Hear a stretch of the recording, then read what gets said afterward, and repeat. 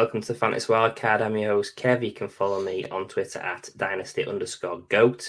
With me tonight, as always, is my amazing co-host, Matt, who you can follow on Twitter at MattFFDynasty. Good evening, Matt. How are you? Evening, Kev. Yeah, I'm doing really well, thank you. So we've got a great show coming up. What about yourself? How are you doing?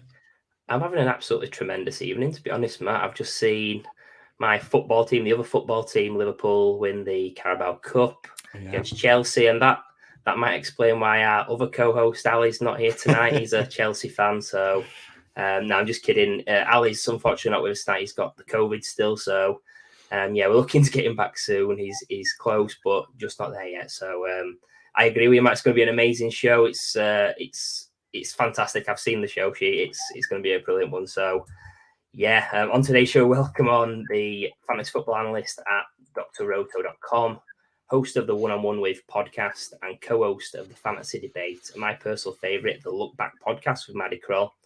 We give a warm Fantasy Wildcard welcome to Sam Holt, who you can follow on Twitter at Samantha Holt. Good afternoon, Sam. How are you guys doing? I mean, I know we're in different time zones. It's a little bit sunnier here for me right now, but I'm so happy to be joining you.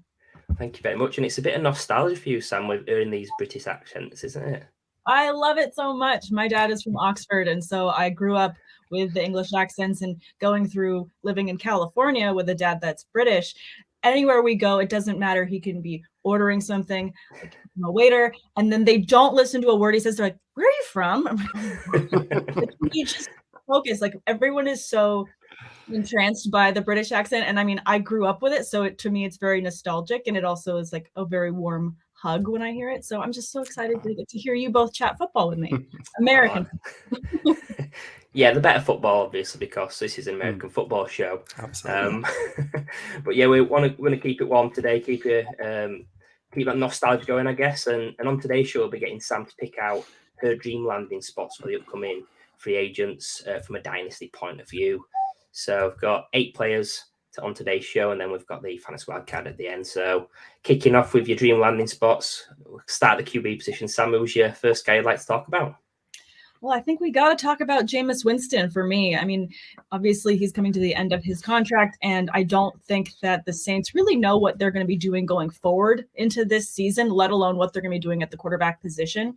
I think it makes a lot of sense for a trade there. And given Winston's recent injury, his ACL and MCL tear, I think that's going to put a very agreeable price point for him for a lot of teams. But my favorite spot for him would have to be the Steelers, who historically are very smart with their money when it comes to the cap space.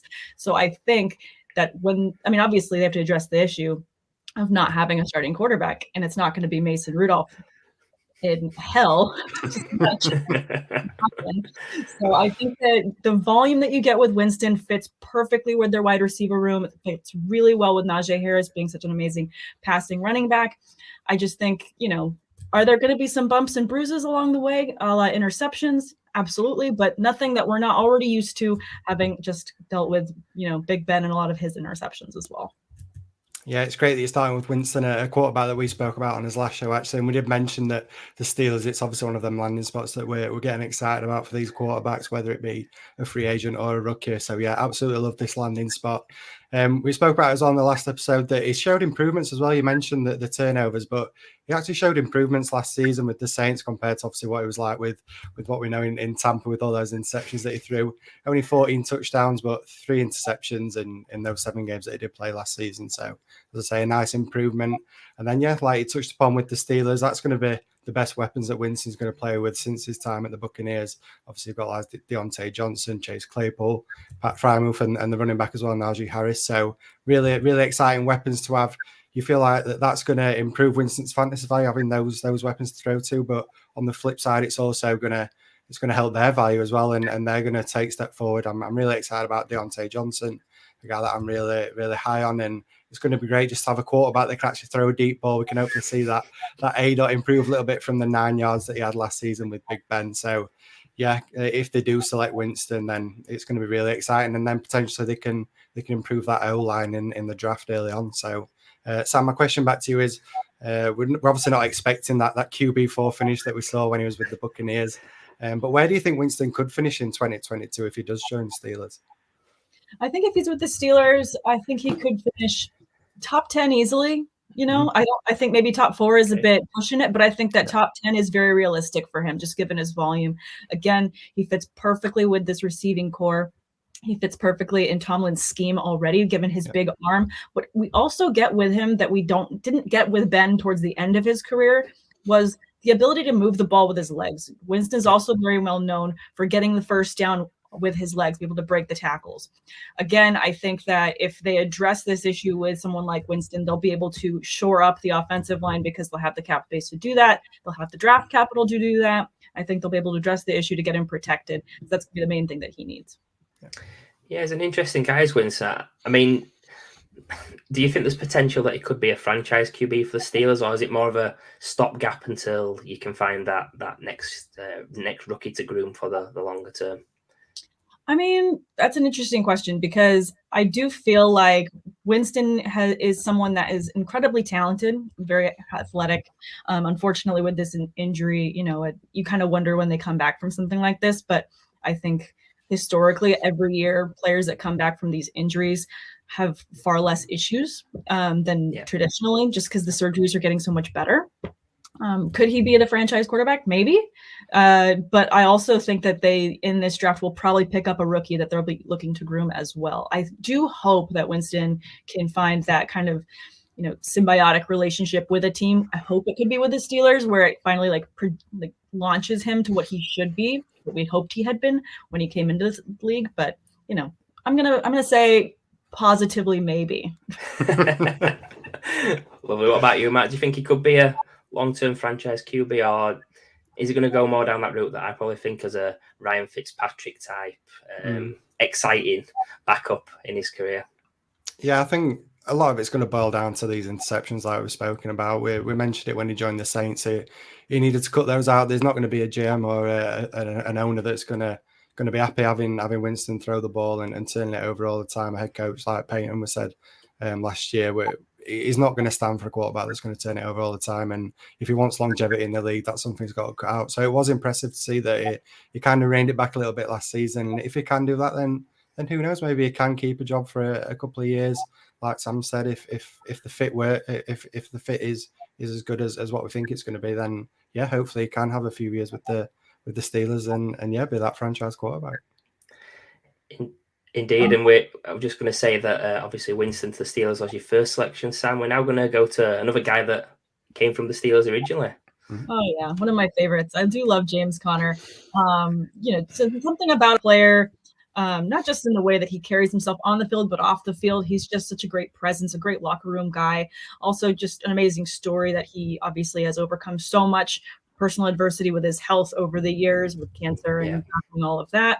So you want someone like that to get a lot of wins. I was really disappointed that, things ended the way they did with him and the Steelers, but so excited that he was able to, get the opportunity with Arizona and then take that step forward after Edmonds was hurt and have that resurgence of his career and really prove that he could be a true 3-down back in this league. And I was really excited to see that this season. Yeah, I've got to hold my hands up on Conner. I faded him last off-season. I was team Chase Edmonds, and I got that spectacularly wrong. I felt that it was a result of a great Steelers running back system that they had in place where they had success with Le'Veon Bell and DeAngelo Williams. It just proves that Conner is a guy. I do think, looking forward, it's hard for him to hit 18 touchdowns again like he did last season, but he did have a season at the Steelers where he scored 13 in 13, so maybe it wasn't a fluke. And on the last show, I spoke about Conner having that injury history, so my preference for him will be to be the lead guy in a split backfield. And this is despite him having the skills to be a 3-down guy. I think he's got that in his locker. He's got the size, he's got the ability, but just that durability just a little bit takes away from being the full bell cow type of guy. So, I just want to get your thoughts on if he gets your wish as becoming the Cardinals 3-down back again, if he re-signs there. I think it was. What do you think his ceiling could be if he does become the 3-down back there? I think if he becomes the 3-down back this coming season, and I think that if they can get some more consistency, I think he can be top 15 easily. But he's someone that will have that consistency that you're looking for at the position on your dynasty team, on your redraft team. You'll be able to get him probably as your second running back off the board. So that's going to be great with the price value, just in terms of where everyone's landing this offseason. So I think you're going to get a lot of bang for your buck with him when you draft him. He's also someone that you can probably sneak away with, in a good dynasty trade back and forth with, and maybe someone's thinking, oh, you know what, I'd rather have a pick in this next upcoming draft because I'm looking to shore up additional positions. I think that you could get him at a pretty decent value, and you'll have a very consistent running back that's going to have consistent yards every game. Arizona was quintessential in using both the running game and the passing game all season. The passing game could never really get it going because Hopkins was so injured and banged up. If they can get that going again this season, it's only going to help the running game. Yeah, I might just ask you a dynasty question. If you are wanting to go after Connor, is there a guy that's maybe going before him or valued higher than him that you'd maybe wouldn't mind pivoting off to Connor, getting an extra pick next year, potentially someone that's overvalued in your eyes? Yeah, Sam. Sorry, go ahead. No, go on, Sam. You're the guest. You ladies first. Go on, Sam. Overvalued. That's a good question. I think maybe someone like, especially talking dynasty, maybe someone like Dalvin Cook is someone that I would want to pass on this coming going forward. And I'm not saying that James Conner's better than Dalvin Cook, but I'm saying his longevity in a dynasty league. He's had a lot of injuries, and I don't know that the Vikings are maybe going to try and do a little bit of restructuring overall because they're having difficulties with Kirk Cousins and other things. I'm looking for youth on my team, and I'm looking just for depth. What's great about Connor is he gives you that depth. And for someone like Dalvin Cook, you can get a lot of picks. You can get a lot of extra things for him if you move him off your team. So that's kind of what I like in that kind of trade, because personally, I don't like trading away getting one guy for a lot of parts. I like to get all the parts. Give me all the pieces so I can enjoy it. So for me in Dynasty, that's kind of what I'm leaning towards. Yeah, I definitely think that's the right move, especially if you're looking to add some more depth, or as I say, if you've got a few areas that you need to improve on, then making a move like that, a big guy, obviously Cook's going way before somebody like Connor in startups at the moment. So yeah, that's definitely a great move to make if you're making needing those kind of additions to other positions. I was thinking a little bit less spectacular with my selection. I was going to say somebody like Devin Singletary is a guy that's building a lot of hype at the moment.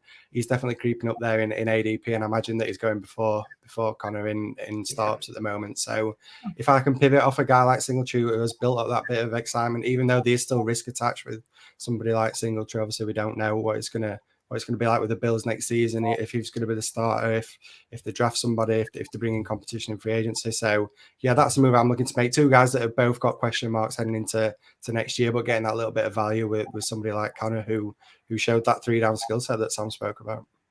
Yeah, with a bit of luck, if you've got a contending team that's got Connor and they're wanting Cook, you might actually be able to sneak that first off them for next year. If you're just saying to them that obviously you're a contending team and it's going to be a late first, because we always like to project into the future, then you might be able to get a first and James Conner. And would it be crazy if James Conner had a top 10 season? If he was a 3-down back or the majority, then probably not. Right, we'll move on to the next guy who's an absolute star, one of the best free agents out there this year. If he does make it to free agency, so who's your next guy, Sam? That'll have to be Davante Adams. I think there's going to be a lot of fireworks this offseason, and I'm sure that the media is already ready to have this conversation about him and Rodgers and their relationship. Obviously, last year, this time, we were hearing a lot about Davante Adams saying, he only wants to be with Aaron Rodgers when Rodgers was having his turmoil with his contract. So the problem is, they can't keep both. The Packers have zero cap space, zero ability to actually keep both players. So, they're going to have to keep one or get rid of both. And if it's a trade that they do to restructure, the Packers have a lot of things they need to work out. So for me, I think that, if Rodgers is no longer a Green Bay Packer, I think that obviously that means that Davante Adams is no longer a Green Bay Packer as well. I think that a good landing spot for him just maybe gives me Jamar Chase, Joe Burrow vibes with a receiver lining back up with their college quarterback would have to be the Las Vegas Raiders, who are in desperate need of wide receiver help. Poor Hunter Renfrow can't do it all on his own, even though he was a fantastic late ad that gave you a lot of good value in a lot of fantasy leagues. I think that he would make a perfect number one wide receiver, and then making Renfrow an awesome second and duo that would just be a lot of fantasy value. Yeah, like Kev said, this is probably the biggest name heading into free agency this year. And I think it's going to be a really interesting offseason, especially for Adams and in his dynasty perspective. 29 years old, so we don't like to say old, because obviously me and Kev we're a little bit older than the 29 that he is. But in terms of football, in terms of fantasy football, he's starting to creep up there in age at 29. Obviously, like you said, Sam spent his entire career with Aaron Rodgers in the NFL and being an elite fantasy wide receiver for like the last 5-6 seasons. So really impressive, coming off that wide receiver 2 finish this past season as well. Like Kev touched upon, there's rumours that Green Bay are looking to use that franchise tag on Adams. But if he were to make a move, then yeah, you made some great points, and I think the Las Vegas Raiders is a great landing spot. And what you touched upon, the fact that he's linking up with his former college quarterback at Fresno State in Derek Carr's really interesting. And the time together in college, he had over 3,000 receiving yards and 38 touchdowns in the 2 years that they spent together. So definitely got that chemistry already together. Hopefully it'll carry on, even though they've been apart for a while. Hopefully they still have that chemistry if they were to link up together. And yeah, definitely an opening to be that true wide receiver 1 in Vegas as well. So a really interesting landing spot for for Adams. So my question back to you, Sam, is how much do you think it's going to move the needle on Adams in terms of his fantasy production, obviously moving away from Green Bay and moving away from Aaron Rodgers? Do you still think he's a lock to be a mid to high end wide receiver 1 in fantasy? I mean, he's got the skill set to be successful, I think, with any quarterback under center. But when he's not with Aaron Rodgers, depending on who he goes to, that he is going to take some sort of a dip in terms of overall value. So will he finish next year at number 1, number 2? Probably not.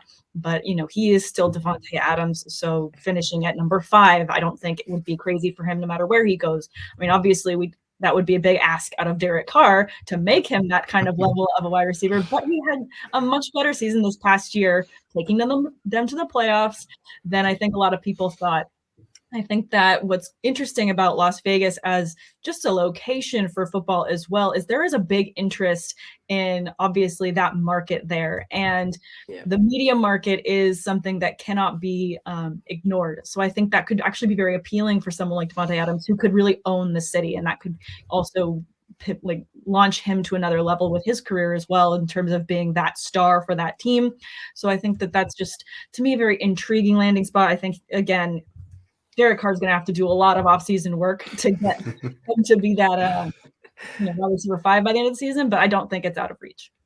Yeah, I've got to say, first of all, 34 is the peak age when you're absolute perfect condition. I've got to say to myself. But yeah, I do like a good shower narrative. The fact that they're getting back together. But just ask you a quick question, Sam, about the Packers looking like to keep one of these guys. If you're the Packers GM, which one would you keep out of these two? I think if you're the Packers GM, you have to keep Davante Adams. I think that you would be crazy not to. The only problem there, again, is this kind of locker room turmoil that we saw last year, and you want to make sure that everyone's, you can't win if no one's happy in the locker room. That's been proven time and again, season after season. But you also need someone, for Jordan Love to have, a good opportunity to click with. And Davante Adams is someone who could make him successful just because he's that talented of an athlete. So if they're going to keep someone, they're keeping Adams. I don't think that they'll be keeping Rodgers. Indeed. And I think, obviously, Adams, he's the cream of the crop. The next guy we're going to discuss, he's not too far off from when he's at his peak, but there's maybe a few questions about if he can get back to that peak, Sam. Yeah, that's got to be Chris Godwin. We've got a lot of really, when going through the free agents, I'm like, gosh, wide receiver after wide receiver. We've got so many to talk about. There's so many wide receiver rooms that would benefit from all of the wisdom that these veterans have to offer. I think that the main locker room I think of that would help from that would have to be the Bears, who are likely to lose Allen Robinson this offseason, and someone like Chris Godwin, who has just played with Tom Brady, just played with the best. Obviously, he's going to have a fantastic fit and be able to help Justin Fields take his game to the next level, which he desperately needs to. So I think someone bringing the talent that he has with Godwin to that locker room is going to be a huge help. Again, someone that's coming back from a torn ACL. But in my opinion, the way that these players come back, I'm not too concerned about. Yeah, I've got to say, just like you said, Sam, it'd be awesome for my field shares. He's a super interesting free agent. He's Godwin. He wasn't that highly touted as a third-round draft pick, but he did break out in the Larry Fitzgerald slot role for Bruce Arians. Maybe there is some concern around him being system wide receiver, getting the easy matchups from the slot, but it is reassuring that he's been on that top 10 pace for 2 different seasons. And 26 is still really young for a wide receiver. I think Godwin is also going to be an alpha on most teams that he could potentially move to in free agency. And I think this would be the same in Chicago. So, yeah, if Godwin did end up there, it'd be great news for Fields. But I'd have more questions about Mooney and Cole Kmet. So I just want to get your thoughts, Sam. If the Bears did land Godwin in free agency, how do you think this would affect the value of Darnell Mooney long term? They love Darnell Mooney there. I don't think it would hurt him necessarily long term. Again, these teams do benefit from having 2 star wide receivers in terms of coverage, being able to open them up. So someone like Godwin's going to bring a lot of eyes. A lot of defenses are going to target him in order to shut him down. And I think that's only going to help someone like Darnell Mooney and Cole Kmet as well. The more weapons that you have offensively make you more dynamic, give you more options. Something that Justin Fields desperately needs is options as he is scrambling behind the pocket, trying to extend the play. And I think that having, someone that is so skilled in route running as Godwin, also be able to get down deep, that's just going to help him a lot. What are your thoughts on that, Matt? Would it be good news for Mooney still to the moon? Yeah, a little say that you always say, Kev, about is it rising tides lift all ships? I think. I like it. Somebody like Godwin going over there to the Bears, it's going to elevate the entire offense, and like Sam says, that can only be good for all involved. Really, Justin Fields obviously going to see an improvement in his production, and I think with Darnell Mooney, it's going to be the same. He's going to see less coverage. Obviously, like Sam says, there's going to be a lot of eyes on somebody like Godwin, who we know is an elite wide receiver in the NFL. And in terms of talent, he's right up there at the very top. So, long term, I don't think it is that much of an effect on Mooney. And maybe, if anything, it probably helps give him a little bit of long-term value, just taking away that attention from him a little bit. Yeah, I think an interesting thing if Godwin did go to the Bears is how it affects the QBs in Dynasty, obviously. Whenever you talk about Fields, you've got Trey Lance and Trevor Lawrence in the same conversation. So if Godwin did land with the Bears, Sam, would it put him above Fields, above Lance, above Lawrence in your eyes? Well, I mean, Lawrence is an interesting situation in that the Jaguars need to rebuild again somehow. Like Urban Meyer has destroyed that team and just walked away, lighting it on fire and just like in a movie, just exploding what happened. So Trevor Lawrence and the Jaguars have a lot to do in terms of rebuilding just from the back end up. I think Fields and the Bears are a little bit further ahead in that situation. But then when you're looking at someone like Lance, who's still kind of unproven, and even though the Niners are, kind of ruining the day that Jimmy Garoppolo ever walked through those doors, I think they're looking at him to be, the saving grace for that organization. So what's great for Trey Lance is that he is dealing with a very run-heavy offense so that he doesn't have to necessarily be this gun-slinging star that they need him to be. They need him to be a better ball manager than Jimmy Garoppolo. And I think he can be much better than that. I think that someone like Chris Godwin can take Justin Fields to the next level. And I think that kind of could put someone like Fields neck and neck with Trey Lance. I really want nothing but better things for Trevor Lawrence, but I'm concerned there's a lot of moves that the Jags to get him above that conversation. I know, Matt, you've got Fields and Lance pretty close. You've got Lance ahead, haven't you? Would this bring it close? What would get you to move Fields above Lance? I just want to hear you say it. To be honest, I do think a move like that would probably push Fields up to that kind of range with Lawrence and Trey Lance. Like Sam said, Lance is probably in the better situation out of all the quarterbacks in terms of the talent that he's got around him, and like Sam said, the offense that he's on. But yeah, I think getting somebody like Godwin, it's definitely got to elevate Fields. We know the rushing upside that somebody like Fields has. It really started to impress me towards the back end of last season as well. So just getting him that weapon, a little bit like what we're crying out for Trevor Lawrence as well. Just getting him some good weapons can definitely elevate him. So yeah, I think it will get into that similar tier of Lance and Trevor Lawrence. I can see Matt smiling there. I wonder if he's looked at the next guy on the show sheet because he's a big fan of this next guy, Sam. You're a big fan? You're a big Mike Williams fan? That's it's a running joke, but does this stem from some like preseason hype that just hasn't panned out. It stems from years of believing in Williams and it never materializing. And obviously this past season, it's finally come to fruition. Finally, we've waited so long for this. He's had so many bizarre injuries as well. I think that, I mean, didn't he have like a kidney laceration in one season? Like in things that you just never hear of in the middle of a football season. I was also really excited to see him have success. He was hot too. He was top 5 in the first 3 weeks based on his production with Justin Herbert. I mean, you'll love that combination. You love to see him have that usage. Did cool off a little bit, but I think what everyone in the league got to see was that the athleticism is still there despite all of those injuries. He's capable of really amazing things. I think this offseason, the Chargers have a lot of things they need to address to get them to be a playoff contender. So someone like Mike Williams might have to get the boot in order to make those growing pain moves. A landing spot that I do like for him, though, would it be with the new Washington Commanders, which I don't know I'm ever going to get used to. I'm probably still going to call them the Washington football team because it's too weird. It's too weird. But he would be a good wide receiver, too, to Terry McLaurin. I think that would be a nice fit for him. Yeah, as you said, Tommy, it made a fantastic start to the season. It was exciting. We heard all the rumors in the offseason that it was going to be that Michael Thomas in this Chargers offense. And what do you know? It actually turned out to be true at the beginning of the year.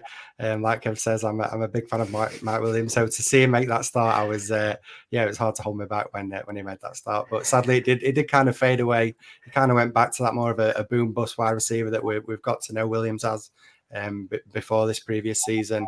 But he did still finish as the wide receiver 12. And in terms of his stats, he had the best stats of his entire career. So that was really promising to see. I think in an ideal world, we kind of want him to stay with the Chargers and amuse him in that way that we've seen that they can use him in. But and obviously tied to Justin Herbert as well is really exciting. But if he were to move somewhere else, then I think Washington's definitely a great landing spot.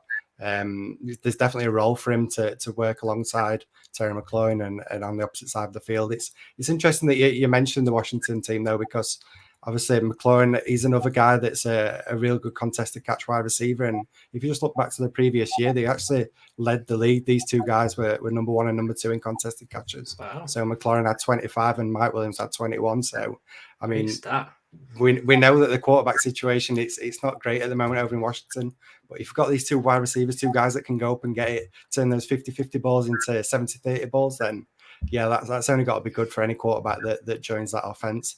And in terms of a destination, it's an exciting one. And if they can make that improvement at quarterback, then I can see Williams definitely being hopefully a really solid wide receiver again in the NFL. So like we just touched upon, we know that McLaurin is going to go before Mike Williams in startup drafts. But what percentage chance do you think that Williams could actually outproduce McLaurin if they were together in Washington next season?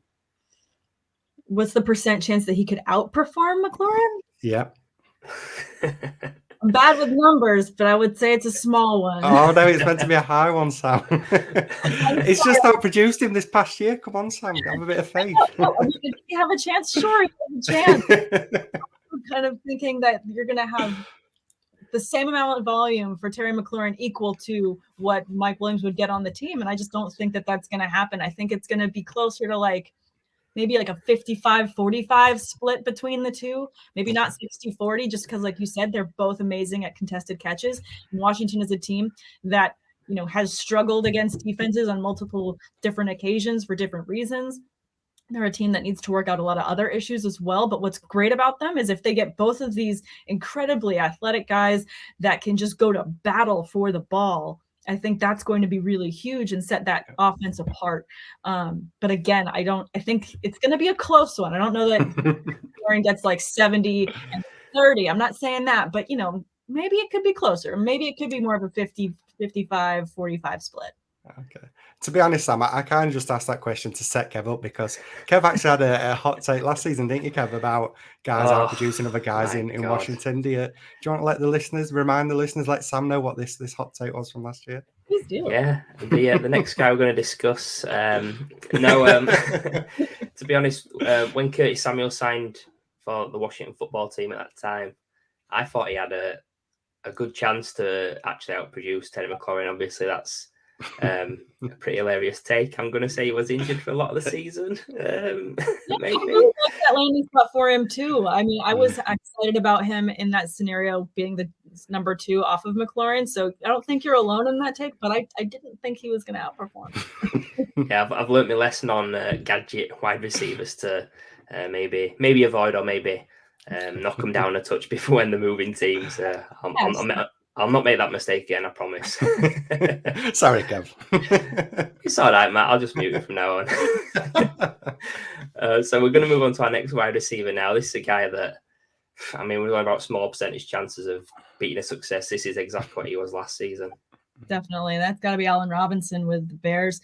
Talk about a guy that has done as much as he can with being given so little. I mean, he's been such a historically fantastic wide receiver with historically terrible quarterbacks under center. So he can do a lot with very little. So imagine what he could do with a quarterback that has, any kind of prowess compared to the quarterbacks that he's had to deal with before. So 2 landing spots I like for him. Obviously, someone like Trevor Lawrence would benefit greatly from the veteran presence that he could bring, that he could have that connection with, be able to elevate his game. I think he would be, in his volume, just, oh my goodness. I mean, Trevor Lawrence is slinging the ball all across the field.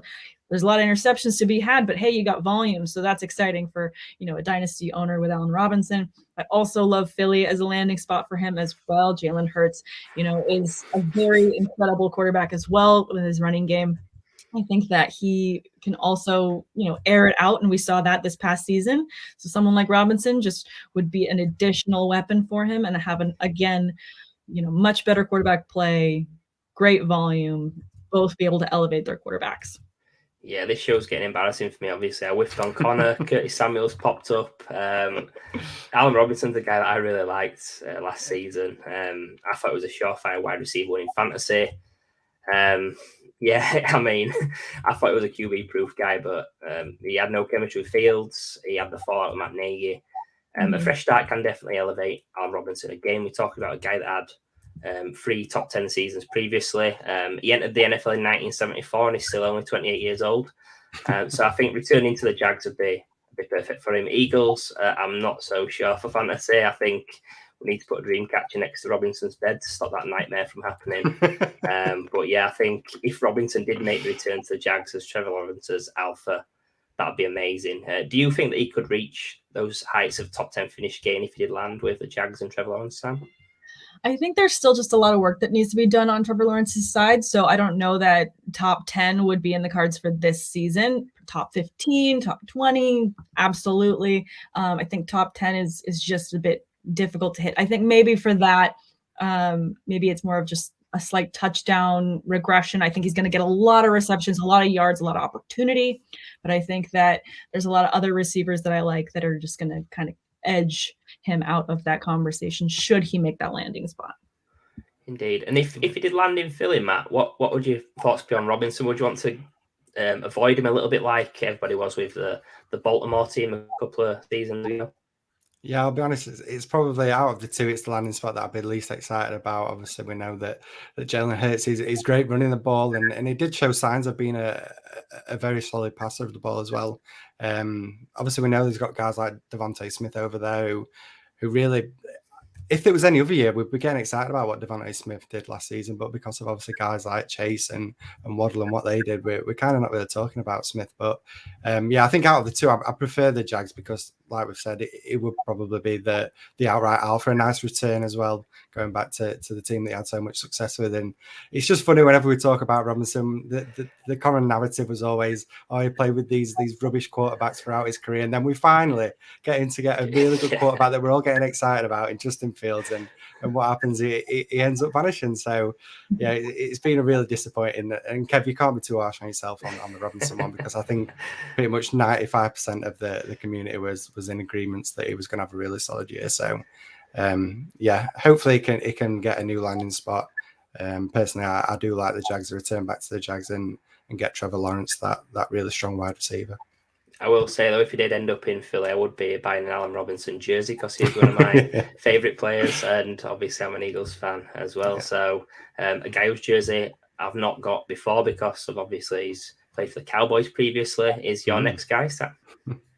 Yeah, next one, Cowboys. It's funny because when I think about teams that, I just hate, like you would think that like the Cowboys would be on like the list of teams that I just can't.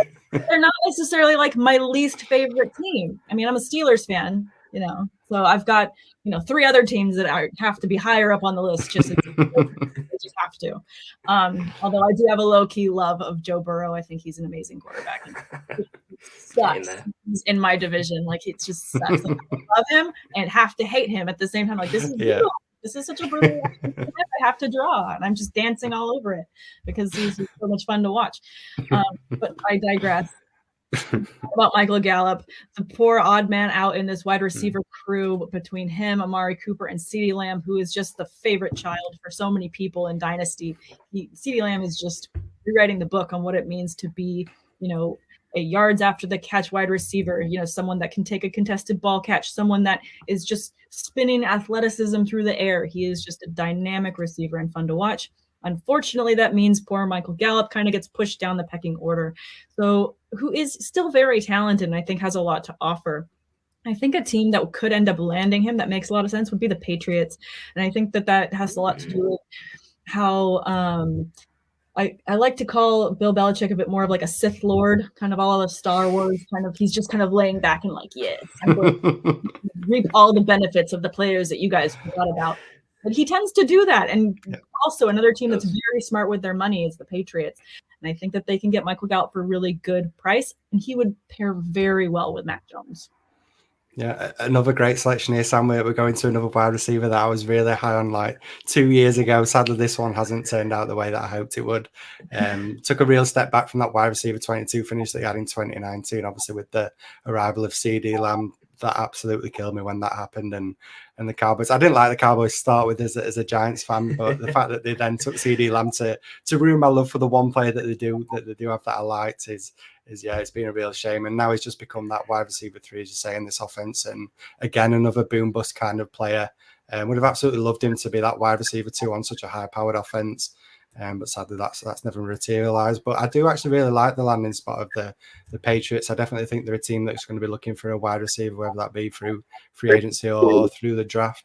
Maybe it's not as an exciting offense as what the Dallas offense is, but like you touched upon, it's an offense that with Bill Belichick there, it's definitely going to be something that's going to be good for Gallup. He's going to probably be the top option in that passing game, and a player that Mac Jones was absolutely crying out for pretty much all of last season, really, with the lack of weapons. Again, another quarterback with the lack of weapons around him. So, yeah, definitely could be a great landing spot. It's such a shame that he had that ACL injury towards the end of last season. That could now disrupt his chance of building any chemistry, maybe in the training camps or in preseason with whatever new quarterback he gets, whether that be Mac Jones or wherever he ends up. So that is the only one downside really with Gallup at the moment, and looking back to that injury that he sustained. But Sam, what do you think Gallup's ceiling could be in 2022 if he were to go with the Patriots and be that wide receiver 1?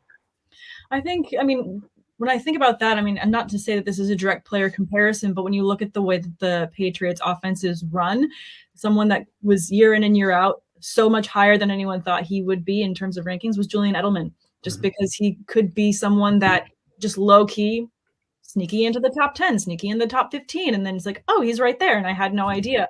Not saying that Michael Gallup is exactly going to be used the exact same way, but the way that Bill Belichick likes to mix up his offense, I think that it is in the cards to at least be top 15 for him in that offense. Like you said, Mac Jones was screaming for a better weapon than just Kendrick Bourne and Nelson Aguilar. Like, he needed someone. Now, not to say that any of the previous wide receivers that we already talked about could also maybe end up with the Patriots. But again, I think they're a team that is a bit more methodical with the way that they construct their rosters in terms of price across the board. So someone like Gallup really fits that scheme that they tend to run. Yeah, there's a lot of comparisons with Mac Jones and Joe Burrow. Just with, I guess with Burrow, you got Jamar Chase going into his second season. Do you think if Gallup did go to Patriots, would you have a similar effect on Mac Jones? Could Mac Jones become a QB1 as early as this season if that did happen, top 12? I think that that direct comparison is a bit too close for me. I think what's interesting with Burrow and Chase is the chemistry they obviously had from college immediately going into the NFL. Then the break between being together and having that consistent rapport is much smaller. So someone like Gallup with Mac Jones, I mean, that does take time to build that rapport. And so I don't think it would be an immediate thing this coming year. Maybe the following year together could actually do that. So I don't think it would happen in 2022, but maybe 2023. Interesting. Maybe we'll have to watch out for someone like, if there's somebody that was playing with Mac Jones before, maybe Alabama, maybe this year, maybe future year. We'll have to see. Could have that similar effect of the shower narrative. Yeah. So we'll move on to the. I'll go on, Sam. No, and just, I definitely think on that note, just the scheme of how teams construct their rosters, I think you might see a lot more teams going to get the guys, in that sense that the Bengals did last year. Because obviously what happened in that first round pick to get Chase was Joe Burrow saying, go get my guy. And they said, no, we need to protect you. We need offensive linemen. No, go get my guy. So I think that some teams might be more interested in experimenting a little bit with that roster construction. So maybe we see something like that this season. Indeed. And we're now going to move on to the final free agent dream of Sam. It's a new position. Yeah, we have a new position to talk about because we've talked so many wide receivers. I thought, we have to talk a tight end at least once. And one that I think is extremely talented is Mike Giseki, and actually pairs really well with the conversation we just had. Looking at Mike Geseki's skills, and obviously Miami would be crazy to let him go, but I think that Miami does crazy things, and so it wouldn't surprise me if they let him go to another team.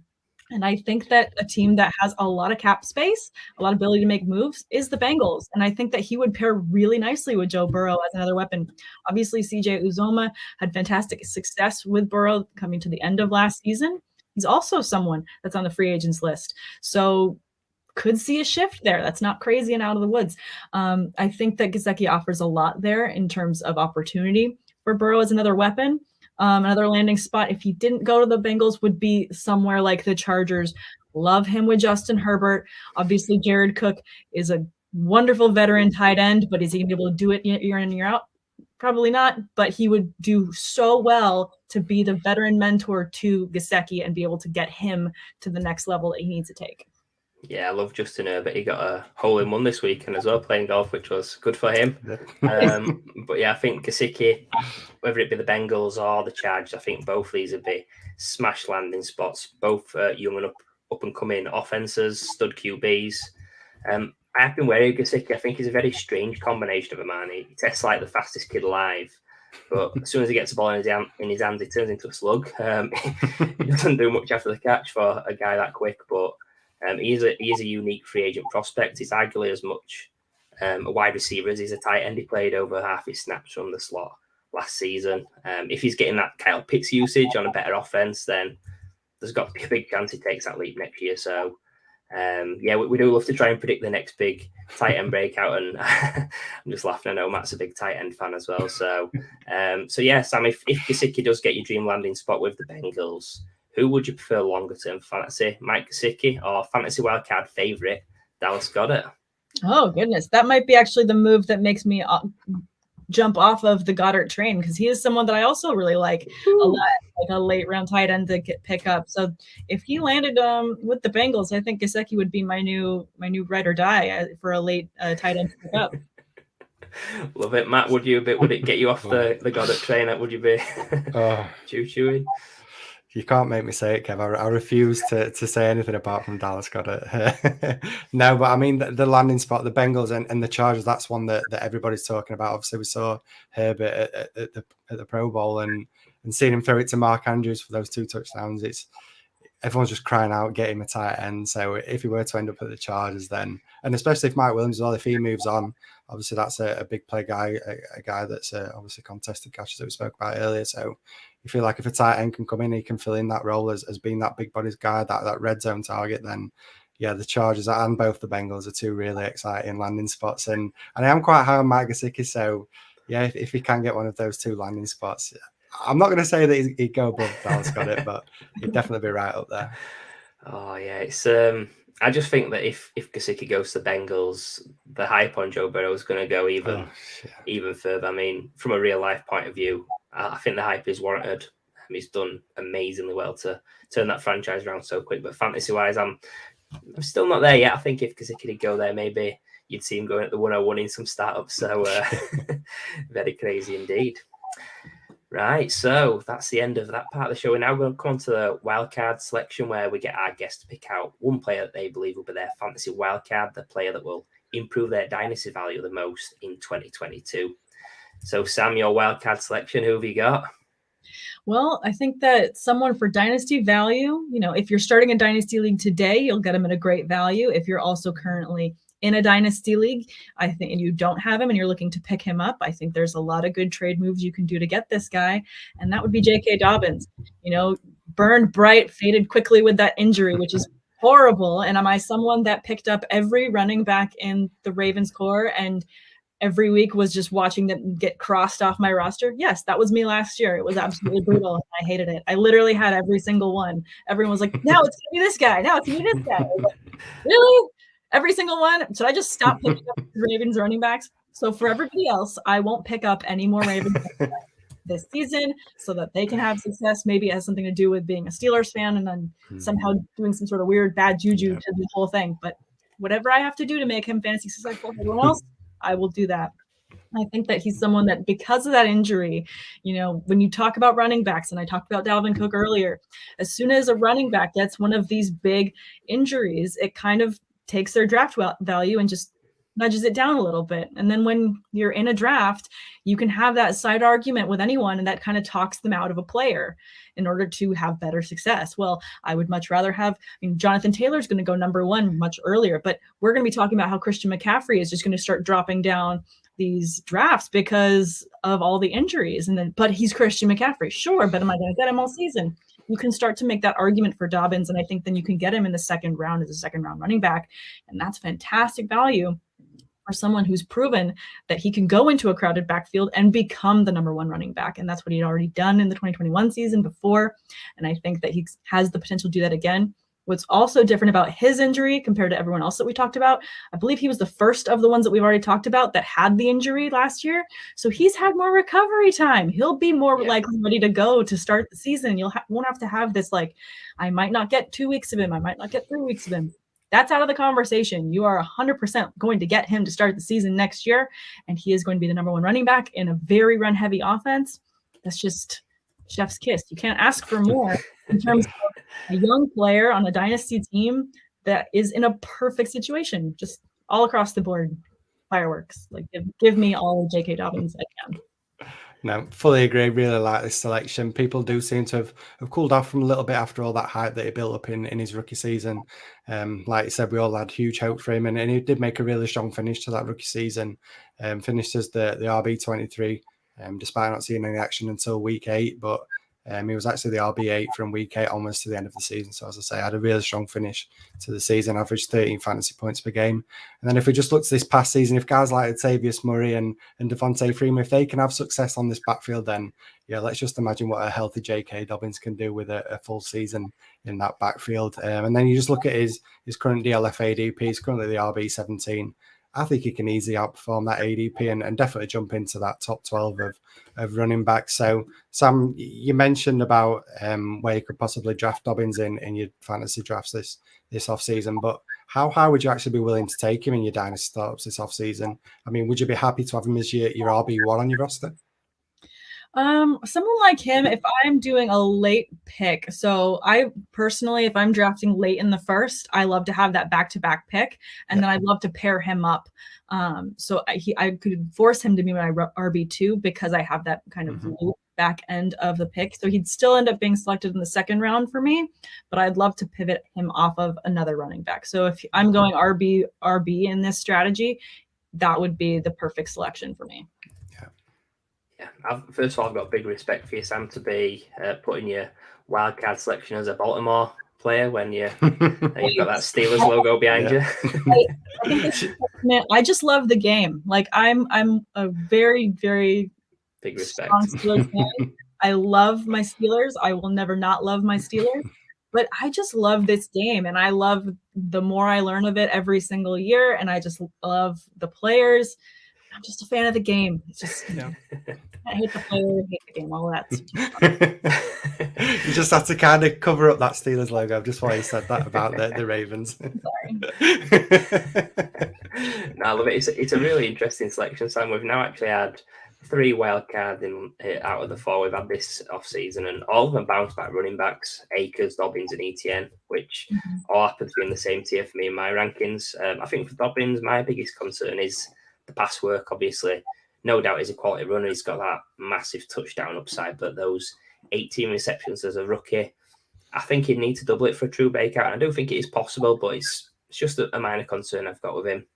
I think more interesting wise, what happens with the Ravens? Will they go more run heavy? Will they be more pass heavy?